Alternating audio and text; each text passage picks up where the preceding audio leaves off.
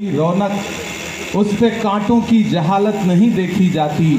हमने खोली थी इसी बाग में अपनी आंखें, हमसे इस बाग की हालत नहीं देखी जाती। पूरा देश अग्निपथ के विरोध में अग्निवीरों से पटा पड़ा है। देश की सड़कों पर युवा उद्वेलित होकर के अपना विरोध प्रदर्शित कर रहा है। मैं उत्तर प्रदेश से आता हूं।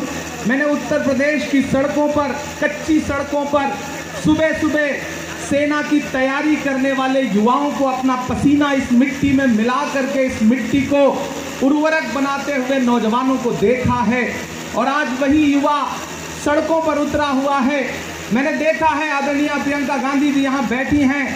आपने किस तरह उत्तर प्रदेश में सेना की भर्ती की तैयारी करने वाले युवाओं के साथ जमीन पर बैठ करके उनसे संवाद करके उनकी परेशानियों को जाना है, जांचा है।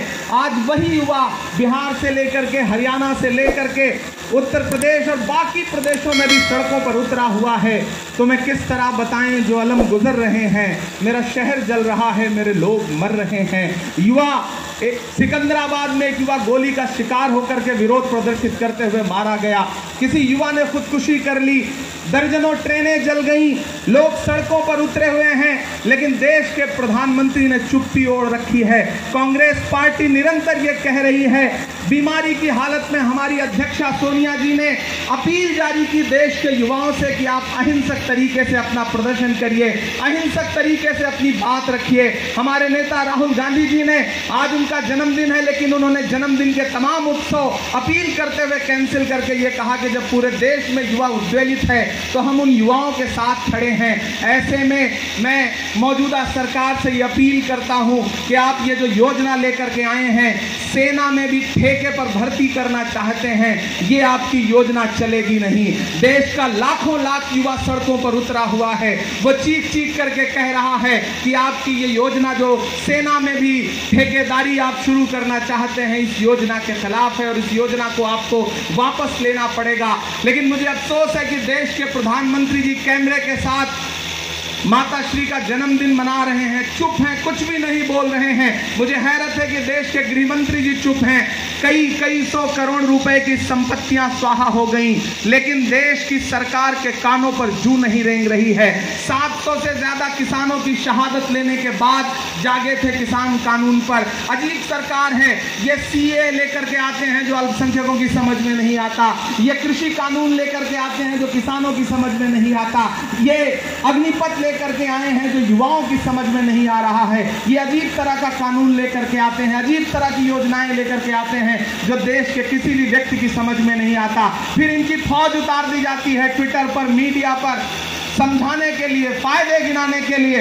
मैं तो भारतीय जनता पार्टी के नेताओं से कहूंगा कि ट्विटर और फेसबुक पर फायदे गिनाना छोड़िए, आइए युवाओं के बीच में उनसे संवाद करिए, उनसे बात करिए। हिम्मत है तो बिहार, उत्तर प्रदेश, हरियाणा के युवाओं के बीच में जाकर के उन्हें अग्निपथ के फायदे गिनाइए। ये टीवी चैनलों में बैठ करके फायदे मत गिनाइए। अभी मुझसे किसी मीडिया के साथी ने कहा कि ट्विटर पर तो भारतीय जनता पार्टी ने ये फायदे गिनाए हैं। मैंने कहा ट्विटर की छोड़िए, ये पूर्वा की रवानी भूल जाते, ये चूनर धानी भूल जाते। जो आकर 4 दिन गांव में रहते तो सारी लंतरानी भूल जाते।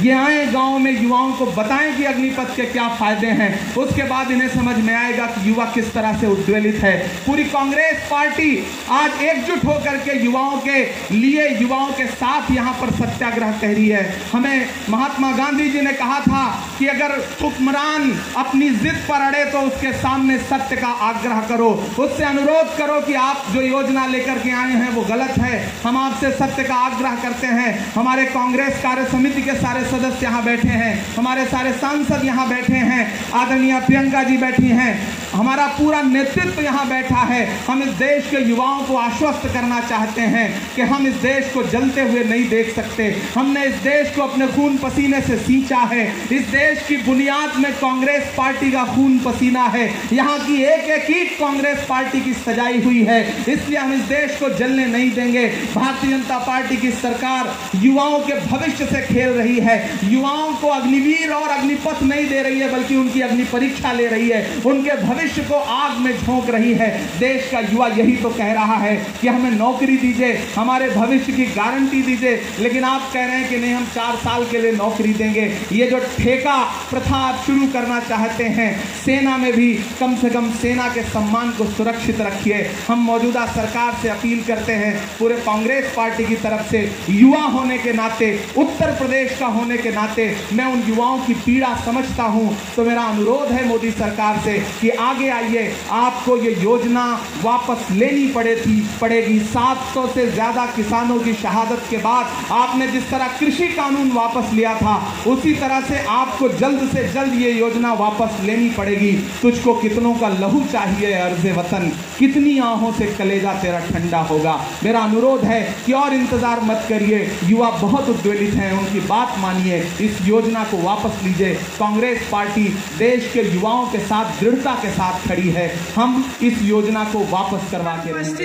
कांग्रेस के सभी वरिष्ठ नेतागण, मीडिया के मेरे साथी, आज इस सत्याग्रह के मंच पर खड़े हुए मैं इस देश के नौजवानों को कुछ कहना चाहती हूँ। भाई देखिए, आप इस देश का भविष्य है। आपसे बड़ा देशभक्त कोई नहीं है इस देश में। मैंने आप जैसे सैकड़ों बच्चों से बात की, आप जैसे सैकड़ों नौजवानों से बात की। जब मैं उत्तर प्रदेश के एक छोटे गांव में 4 बजे सुबह गिरफ्तार होने वाली थी, तब भी मैंने सड़क पर जब देखा तो मुझे 20-30 तुम जैसे नौजवान दिखे जो सुबह सुबह 4 बजे आर्मी में भर्ती होने के लिए ट्रेन कर रहे थे, दौड़ लगा रहे थे। ट्रैक्टरों पे बैठे हुए मैं ऐसे नौजवानों से मिली जिन्होंने मुझे कहा कि दीदी उम्मीद छूट गई है, ख़त्म हो गई है। सालों से हम भर्ती का इंतज़ार कर रहे थे, अब हम गन्ना बेचने जा रहे हैं। मैं आपसे कहना चाहती हूँ कि आपका दर्द हम समझते हैं, पूरा देश समझ रहा है, पूरा देश देख रहा है, लेकिन आप ये मत भूलो कि ये देश आपका है, इस देश की संपत्ति आपकी है, इसे सुरक्षित रखना आपका कर्तव्य है। हम यहाँ सत्याग्रह पे बैठे हैं क्योंकि सत्याग्रह सत्य की लड़ाई अहिंसा द्वारा लड़ी गई, अहिंसा के जो मार्ग पर चलकर लड़ी गई, उस लड़ाई ने इस देश को आज़ाद किया, इस देश को आज़ाद करके आपको सौंपा ताकि आपका भविष्य बन पाए।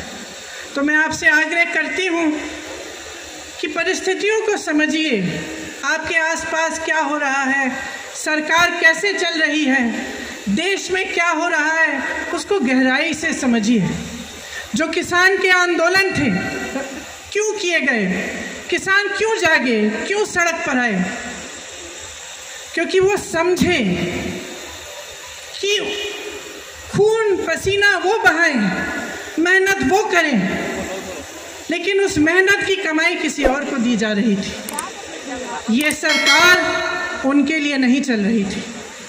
इसी तरह से मैं आपसे आग्रह करती हूँ कि समझिए, ये सरकार आपके लिए नहीं चल रही है। ये सरकार इस देश के गरीबों के लिए, इस देश के नवयुवकों के लिए, इस देश की महिलाओं के लिए, इस देश के एक एक देशवासी के लिए जो आज गरीब है, जो परेशान है, उसके लिए नहीं चल रही है ये सरकार सिर्फ बड़े बड़े उद्योगपतियों के लिए चल रही है।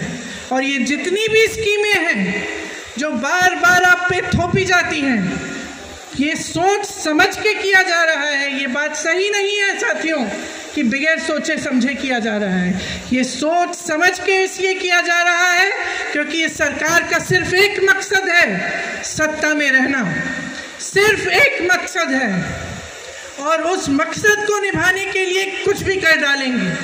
उस मकसद को निभाने के लिए वो बड़े बड़े सरकारी उद्योग थे, वो इन्होंने अपने उद्योगपति मित्रों को क्यों बेचे? आप बताइए क्यों बेचे? उसी मकसद को पूरा करने के लिए।